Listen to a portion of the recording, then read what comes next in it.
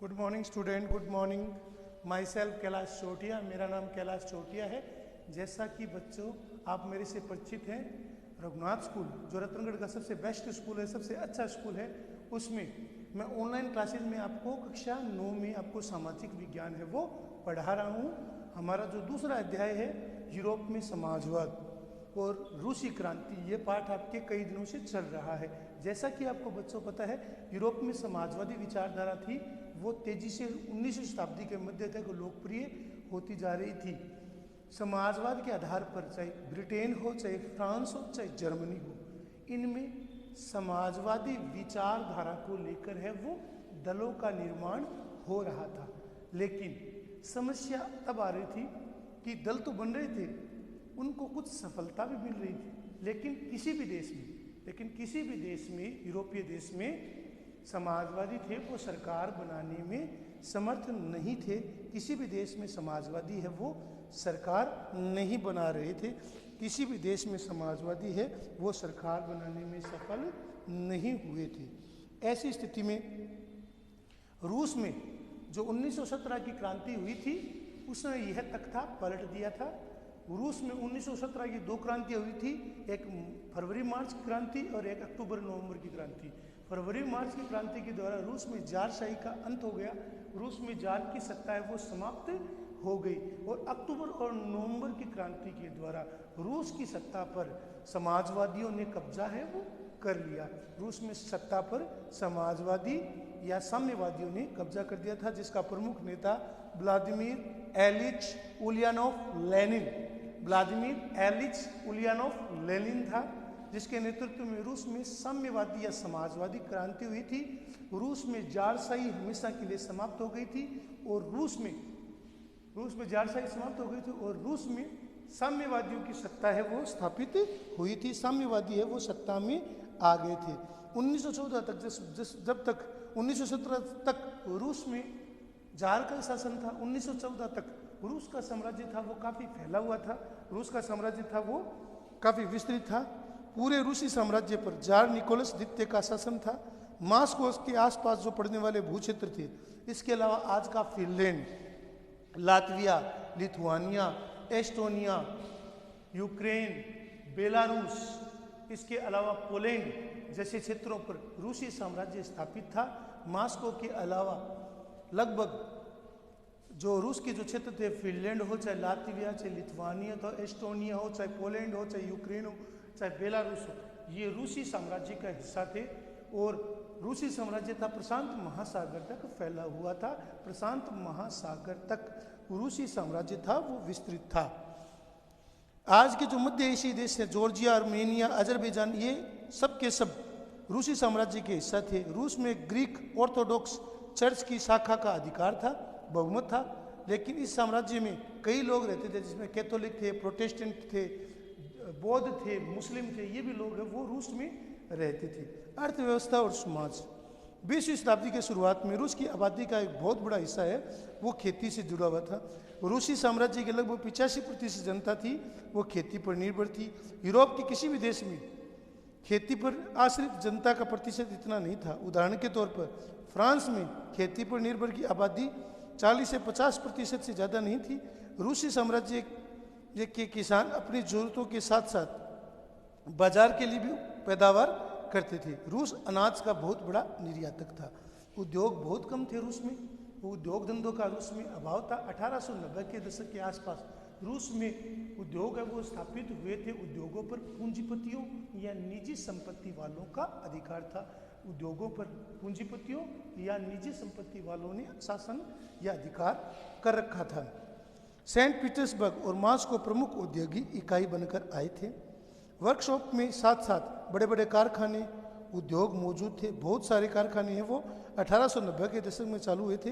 रूस के railway network को जो फैलाया जा रहा था, उसी समय रूसी उद्योगों में विदेशी निवेश भी तेजी से बढ़ता जा रहा था। सन 1900 तक कुछ इलाकों में तो कारीगर और कारखाना मजदूरों की संख्या लगभग बराबर हो गई थी। ज़्यादातर कारखाने थे, ज़्यादातर उद्योग, ज़्यादातर कारखाने, ज़्यादातर फैक्ट्रियाँ, ज़्यादातर इकाइयों पर पूंजीपतियों, निजी संपत्ति वालों का अधिकार था। पूंजीपति और निजी संपत्ति वाले हैं, उन्होंने अधिकार कर रखा था, उन्हीं के वो नियंत्रण में उद्योग चल रहे थे। मजदूरों को न्यूनतम वेतन मिलता था और काम की पाली के घंटे वो निश्चित थे। यह बात को ध्यान में रखते सरकारी विभाग बड़ी फैक्ट्रियों पर नजर रखता, लेकिन फैक्ट्री इंस्पेक्टर भी नियमों के उल्लंघन को रोक पाने में नाकामयाब थे। कारीगरों को इकाई और वर्कशॉपों में काम की पारी प्राय 15 घंटे तक खींच जाती थी, जबकि कारखानों में मजदूर आमतौर पर 10 से 12 घंटे तक काम करते थे। मजदूरों के रहने के लिए भी कमरे से लेकर डोमेंट्री तरह तरह की व्यवस्था है वो मौजूद थी। डोमेंट्री तक की व्यवस्था है वो मौजूद थी।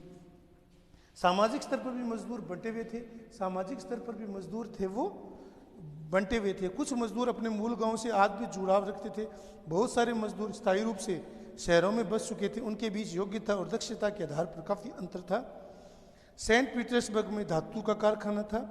यद्यपि कुछ मजदूर बेरोजगारी और आर्थिक संकट के समय एक दूसरे के लिए उन्होंने संगठन भी बना लिए थे, लेकिन ऐसे संगठन थे वो रूस में बहुत कम थे। ऐसे संगठन थे वो रूस में कम थे। यद्यपि किसानों ने, श्रमिकों ने, मजदूरों ने अपनी बेरोजगारी की स्थिति में और आर्थिक सहायता की स्थिति में एक दूसरे को सहायता करने के लिए, कुछ आर्थिक सहायता के लिए अपने संगठन बना रखे थे, लेकिन ऐसे संगठन पूरे रूसी साम्राज्य में बहुत कम थे। ऐसे संगठनों की संख्या रूसी साम्राज्य में बहुत कम थी जो संगठन बना सकते थे या जो संगठन बनाकर रह सकते थे। तो ऐसे संगठन थे वो रूस में बहुत कम थे। ऐसे संगठन थे वो रूस में बहुत ही कम थे। जब किसी नौकर को निकाल दिया जाता था, उन्हें मालिकों से कोई शिकायत होती थी तो मजदूर एकजुट होकर हड़ताल कर देते थे। 1896 में 1897 के बीच कपड़ा उद्योग में, 1902 में धातु उद्योग में ऐसी हड़तालें थी वो काफ़ी आमतौर पर थी। देहात में ज़्यादातर ज़मीन पर किसान खेती करते थे, लेकिन जो विशाल संपत्ति पर सामंतों, राजशाही और ऑर्थोडॉक्स चर्च का कब्जा था। लेकिन जो विशाल संपत्ति थी उस पर सामंतों का, किसानों का, सामंतों का, राजशाही का और ऑर्थोडॉक्स चर्च पर अधिकार था। देहात की ज़्यादातर ज़मीन थी वो किसानों के हाथों में थी, लेकिन जो विशाल ज़मीन थी वो जमींदारों के पास, चर्च के पास। ऑर्थोडॉक्स चर्च था, उसका ज़मीन पर नियंत्रण था, उसका ज़मीन पर आधिपत्य था। तो ऑर्थोडॉक्स चर्च था, उनके पास भी विशाल मात्रा में ज़मीन थी जिस पर खेती की जाती थी या जिस पर खेती कराई जाती थी। किसान बहुत धार्मिक स्वभाव के थे। इक्का दुक्का अपवादों को छोड़कर सामंत और नवाबों को बिल्कुल सम्मान नहीं था। नवाब और सामंतों को जो सत्ता और हैसियत मिली थी, उनकी लोकप्रियता की वजह ये नहीं थी, बल्कि जार के प्रति उनकी निष्ठा और भक्ति थी। फ्रांसीसी क्रांति के दौरान ब्रिटेन के किसान न केवल नवाबों का सम्मान करते थे, बल्कि उन्होंने नवाबों को बचाने के लिए बाकायदा लड़ाई भी लड़ी थी। इसके विपरीत रूस के किसान चाहते थे कि नवाबों की ज़मीन छीन ली जाए और किसानों में बांट दी जाए। तो रूस के किसान चाहते थे कि जमींदारों, चर्च की ज़मीन है वो हड़प ली जाए, छीन ली जाए, राज्य नियंत्रित उद्योग हो, कारखाने हो, काम के पारी के घंटे निश्चित हो, जमींदारों से भू संपत्तिवान पूंजीपतियों, उद्योगपतियों, अभिजात वर्ग से ज़मीनों को छीन लिया जाए और उन ज़मीनों को किसानों में बांट दिया जाए। ज़मीनों को छीन लिया जाए और ज़मीनों को किसानों में बांट दिया जाए। तो उद्योगपतियों, पूंजीपतियों, बड़े किसानों, बड़े सामंतों से जो जमींदार, जो किसान चाहते थे कि उन्हें ज़मीन है वो, उन ज़मीनों से उन्हें बेदखल कर दिया जाए और वो ज़मीन की छीन कर किसानों में बांट दी जाए। बहुधा यह लगान भी नहीं चुकाते थे। कई जगह तो जमींदारों की हत्या तक कर दी जाती थी। बहुधा किसान थे वो जमींदारों को लगान भी नहीं देते थे और कई बार किसान के समूह मिलकर है वो जमींदारों की हत्या कर देते थे। 1902 में दक्षिण रूस में इस प्रकार की जो घटनाएं थी वो आम थी, लेकिन 1905 तक पूरे रूस में जमींदारों की हत्या की घटनाएं थी, उनका प्रचलन था वो बढ़ गया था। तो जमींदार की हत्या कर दी जाती थी। किसान चाहते थे कि जमीन पर उनका मालिकाना हक हो। वो किसी तरीके से जमींदारों को, बड़े भूस्वामियों के, ऑर्थोडॉक्स चर्च को किसी प्रकार से कर देने के लिए तैयार नहीं थे। इसलिए जो किसान थे वो कई बार जो कर वसूल करने के लिए जमींदार आते थे उन पर हमला कर देते थे और कई बार उनकी हत्या भी कर देते थे। तो इस प्रकार हम देखते हैं कि रूस में जो किसान थे वो एकजुट हो रहे थे। रूस में किसानों के द्वारा जमींदारों पर हमला किया जा रहा था और 1902 में दक्षिण रूस में ऐसी घटनाएं बड़ी पैमाने पर हो रही थी। 1905 में तो पूरे रूस में ऐसी घटनाएं घटने लगी थी। रूसी किसान यूरोप के बाकी किसानों के मुकाबले एक लिहाज से और भिन्न था। यहाँ के किसान समय समय पर सारी जमीन को अपने कम्यून को सौंप देते थे। यहाँ के रूस का किसान था जो यूरोप के किसानों से अलग था। समय समय पर जो जो रूस के किसान थे वो समय समय पर अपनी ज़मीन थी वो कम्यून को या मीर को सौंप देते थे, और कम्यून थी वो किसानों की उनकी परिवार की स्थिति सदस्यों के आकार के हिसाब से उनको ज़मीन है वो वापस बांट देता था, वो ज़मीन है वो उसका बंटवारा कर देता था। रूस में समाजवाद 1914 से पहले रूस में सभी राजनीतिक पार्टियां गैर कानूनी थी। जार ने सभी राजनीतिक पार्टियों पर रोक लगा रखी थी, कोई भी राजनीतिक पार्टी थी वो कानूनी नहीं थी, सभी पार्टियों को गैर कानूनी घोषित कर दिया गया था। मार्क्स के विचार को मानने वाले समाजवादियों ने 1898 में रशियन सोशलिस्ट डेमोक्रेटिक पार्टी का गठन किया था। सरकारी आतंक के कारण इस पार्टी को गैर कानूनी संगठन घोषित कर दिया गया था। इस पार्टी ने एक अखबार निकाला जिसमें मजदूरों को संगठित किया गया और हड़ताल आदि कार्यक्रम आयोजित किए गए थे। कुछ समाजवादियों को लगता था कि रूसी किसान जिस तरह से समय समय पर जमीन बांटते हैं उसे पता चलता है कि वे स्वाभाविक रूप से समाजवादी भावना वाले हैं। कुछ समाजवादियों को मानना था कि रूसी किसान जिस तरह से समय समय पर अपनी जमीन बांटते हैं तो रूस के किसानों के खून में समाजवाद है, रूस के किसानों के ब्लड में ही समाजवादी विचार है वो प्रेरित है। रूसी का किसान है वो समाजवादी विचारों से प्रभावित है, रूस के किसान के विचारों में समाजवाद है वो छाया हुआ है, तो स्वाभाविक रूप से समाजवादी भावना रखते थे। इसी आधार पर उनका मानना था कि रूस में मजदूर नहीं बल्कि किसान ही क्रांति का नेतृत्व करेंगे। उनका मानना था कि रूस में मजदूर नहीं बल्कि किसान ही क्रांति का नेतृत्व करेंगे, क्योंकि रूस के किसानों में जिस तरह से वो कम्यून को जमीन सौंपते थे और कम्यून है वह जमीन है वापस किसानों को बांट दी जाती थी, तो समाजवादी विचारधारा थी वो रूस के किसानों में स्वाभाविक ही थी। इसलिए बहुत से समाजवादियों को मानना था कि रूस में मजदूर क्रांति नहीं करेंगे बल्कि किसान है वो क्रांति का नेतृत्व करेंगे, किसान है वो क्रांति है वो करेंगे। रूस बाकी देशों के मुकाबले ज़्यादा जल्दी समाजवादी देश बन जाएगा। 1900 में उन्होंने सोशलिस्ट रेवोल्यूशनरी पार्टी का गठन किया। इस पार्टी के किसानों के अधिकारों के लिए संघर्ष किया कि और मांग की कि सामंतों की जमीन को फौरन किसानों को सौंप दी जाए। तो 1900 में जो सोशलिस्ट डेमोक्रेटिक पार्टी थी उसका गठन हुआ था। इसने मांग की थी जो जमींदार थे जागीरदार थे उनकी ज़मीनों को छीन लिया जाए, उनकी ज़मीन से मालिकाना हक हटा दिया जाए, और जो जमींदार लगान वसूल करने हैं तो उन जमींदारों पर हमला कर दिया जाए, तो लगान नहीं दिया जाए, उनकी ज़मीनों को छीन लिया जाए और उनकी ज़मीनों को छीन कर किसानों में बांट दिया जाए, उनकी ज़मीनों को छीन कर किसानों को सौंप दिया जाए। किसानों के सवाल पर सामाजिक लोकतंत्रवादी खेमा समाजवादी क्रांतिकारियों से सहमत नहीं था। लेनिन का मानना था कि किसानों में एकजुटता नहीं है, वे बंटे हुए, कुछ किसान गरीब थे, कुछ अमीर थे, कुछ मजदूरी करते थे तो कुछ पूंजीपति थे जो नौकरों से खेती करवाते थे। इन विभेदों को लेकर सभी समाजवादी थे वो आंदोलन में हिस्सा नहीं ले सकते थे। उथल पुथल का दौर 1905 की क्रांति, जैसा कि आज का टॉपिक है। आपको बच्चों जैसे पता है रूस एक निरंकुश राजशाही था, रूस में निरंकुश राजतंत्रात्मक व्यवस्था थी। रूस और पूरे रूसी साम्राज्य पर जार का कब्जा था।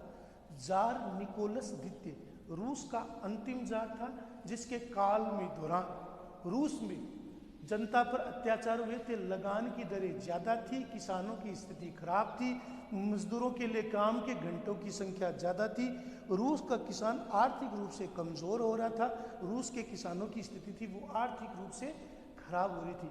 अन्य यूरोपीय देशों के विपरीत जार राष्ट्रीय संसद के अधीन में नहीं था। राजा जिस प्रकार अन्य यूरोपीय देशों जैसे फ्रांस में जो राजा होता था वो संसद का हिस्सा होता था, लेकिन रूस में जो राजा था जिसे हम जार कहते हैं वो किसी भी तरह से संसद का हिस्सा नहीं था, वह संसद का अंग नहीं था, वह संसद से परे था।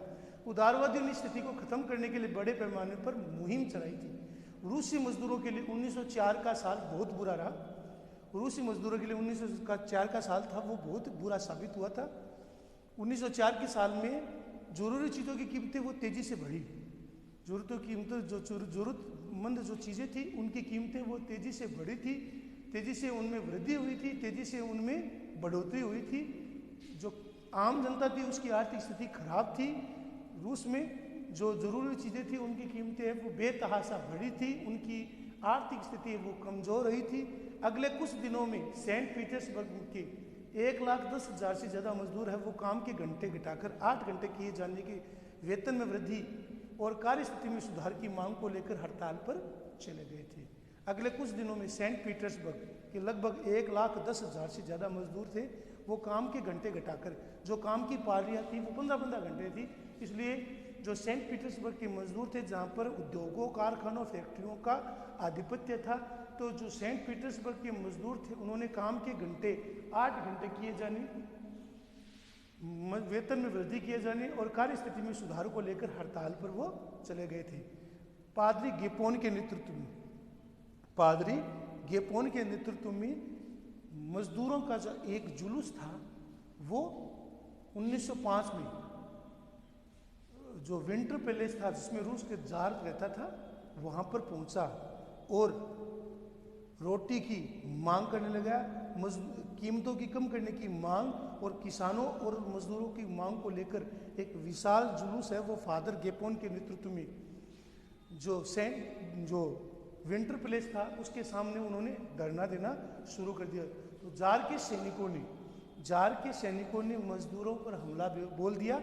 इस घटना में 100 से ज़्यादा मजदूर थे वो मारे गए, 300 से ज़्यादा मजदूर घायल हो गए और ये जो घटना हुई थी इसे हम ब्लडी संडे, खूनी रविवार की घटना, देखो मैंने टिक कर दिया नीचे लाइन में, खूनी रविवार की घटना के नाम से इसे जाना गया था। खूनी रविवार की घटना के नाम से इसे पहचाना जाता है।